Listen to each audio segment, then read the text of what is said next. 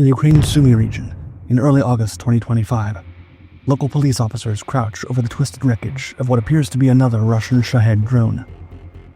These delta-winged weapons have become a grimly familiar sight across Ukraine, usually found in smoking craters after diving into their targets, or scattered across fields where Ukrainian air defenses have brought them down. Yet this time, there's something different. The officers notice an unusual debris pattern. External mounting brackets emerge from beneath the drone's wings, still partially intact despite the crash, and strange wiring snakes through the fuselage. As the evidence is photographed and sent to military investigators, the shocking truth behind Russia's latest tactical evolution becomes clear. It wasn't long after first invading Ukraine in February 2022 that Vladimir Putin began running into unanticipated problems. The Russian military, supposedly one of the world's most formidable fighting forces, was burning through its stockpiles of precision-guided weapons at an alarming rate. Caliber cruise missiles that cost over $1 million each were being fired by the dozens every day, while Iskander ballistic missiles, equally expensive and supposedly held in reserve for potential future conflicts with NATO, being expended against Ukrainian apartment buildings and power plants. Within months of the invasion, Russia faced an embarrassing reality. They were running out of the high-tech weapons that modern militaries depend on. Western sanctions had choked off access to the microchips and advanced components needed to build replacements, while Russian defense factories struggled to ramp up production of weapons they had never manufactured at scale. Desperate for alternatives, Putin turned to the Islamic Republic of Iran, one of the few countries potentially willing and able to sell him weapons. In July 2022, Russian officials traveled to Tehran to examine Iran's arsenal of cheap, expendable drones. The one they picked out for the war with Ukraine was the Shahed 136, a simple propeller-driven kamikaze drone that could be mass-produced for around $50,000 each, a fraction of the cost of Russian cruise missiles. The deal was struck quickly. Iran would provide Russia with hundreds of these drones in exchange for military technology and support for Iran's own defense programs. For the mullahs in Tehran, it was a chance to field test their weapons in a major conflict while earning Russian gratitude. For Putin, it was a somewhat humiliating but undeniably necessary lifeline. The first concentrated Shahed attack came on September 23, 2022, when Iranian-made drones swarmed the southern Ukrainian city of Odessa. Ukrainian air defenses managed to shoot down 6 of the weapons, but several still found their targets, striking the naval base and claiming at least 1 life. In the weeks that followed, the Russian drone attacks continued, sporadically at first, but then quickly evolving into a systematic campaign of aerial bombardment.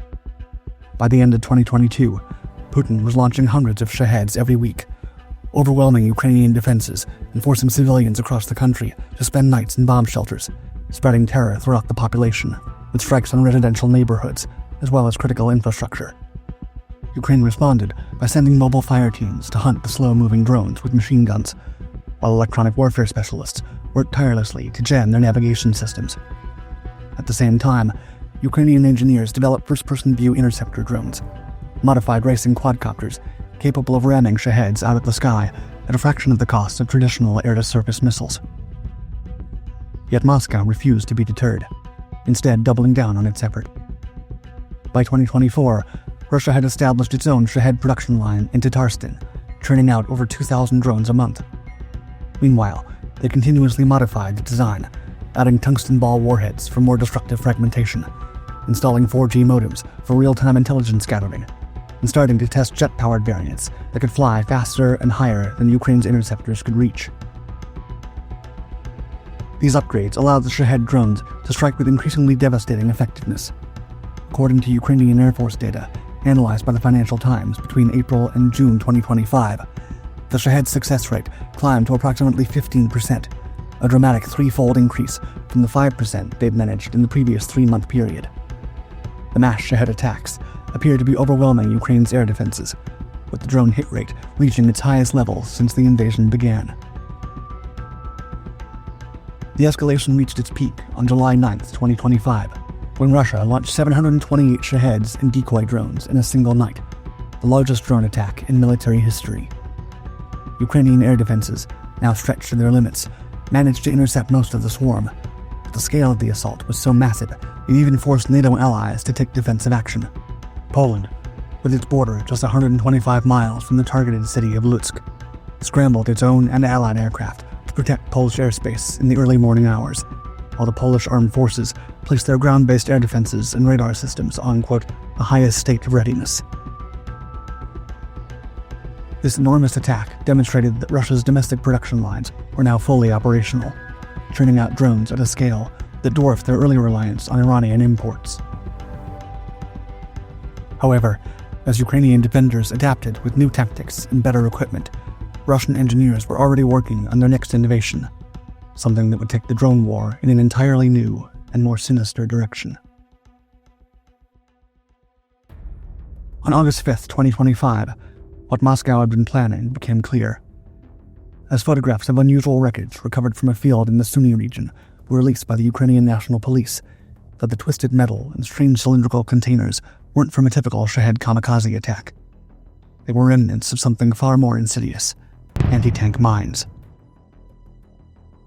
2 external cassettes beneath the drone's wings each held a single PTM-3, compact Soviet-era weapons, small enough to fit in a briefcase, but powerful enough to destroy an armored vehicle.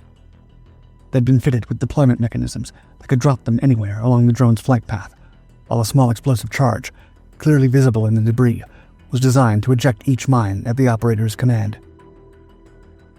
Unlike the Shahed's traditional kamikaze mission, this modified version could scatter mines across Ukrainian territory and return to base, or continue to its original target after sowing destruction along supply routes.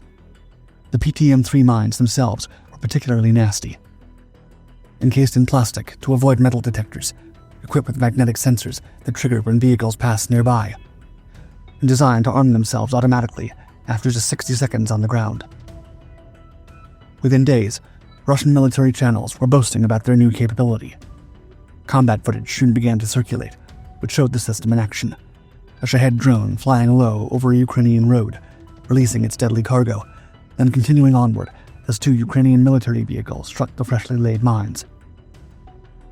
Russian propagandists claimed their geranium drones could now conduct remote mining of enemy supply routes in real time, placing Ukraine's logistics networks in grave danger. The mine-dropping revelation exposed Russia's evolving approach to what military experts call battlefield air interdiction, using air power to disrupt enemy supply lines far behind the front. But unlike traditional air interdiction, which relies on precision strikes against specific targets, Russia's new tactic was designed to create widespread uncertainty and logistical paralysis. With Shahed drones capable of flying over 600 miles, Russia could theoretically drop mines anywhere in Ukrainian territory, far behind the front lines, where no one would expect to encounter such weapons. Roads that had been safe for months could suddenly become minefields. Suddenly, it was not just military convoys that were under threat, but civilian vehicles, farm equipment, and emergency services. In the immediate aftermath of the August 5th attack, the Ukrainian authorities issued several public safety warnings. The National Police reached out to drivers of agricultural machinery and anyone traveling on field roads where mines might be concealed by grass vegetation, urging any citizen who discovered a suspicious object to contact authorities immediately. Officials also warned people to avoid approaching downed drones, noting they might contain booby traps or sensors that could trigger explosions if disturbed. Nevertheless, the scale of the threat remains uncertain. Ukrainian forces have discovered only a handful of mine deployment incidents, suggesting the capability might still be experimental rather than fully operational. Whether Russia will be able to produce enough modified drones to achieve strategic impact remains an open question. This move by Russia also reveals Moscow's current strategic position. 3 years into what Putin expected to be a swift conquest, the Russians find themselves deploying increasingly desperate measures to achieve marginal tactical advantages. The shift from precision strikes to scattered area denial weapons suggests a military that has largely abandoned hopes of rapid territorial gains in favor of grinding attrition warfare. Nonetheless, for American policymakers, the development will not go unnoticed. The mine-dropping system represents exactly the kind of asymmetric threat that could potentially proliferate to other conflict zones if left unchecked. Iranian-designed drones, modified with Russian innovations, could easily find their way to Hezbollah in Lebanon, Houthi rebels in Yemen, or other proxy forces threatening American allies and interests. As Russian engineers work on the next modification and Ukrainian defenders prepare their countermeasures, One thing remains clear. In this technological arms race, the side that adapts fastest will ultimately prevail.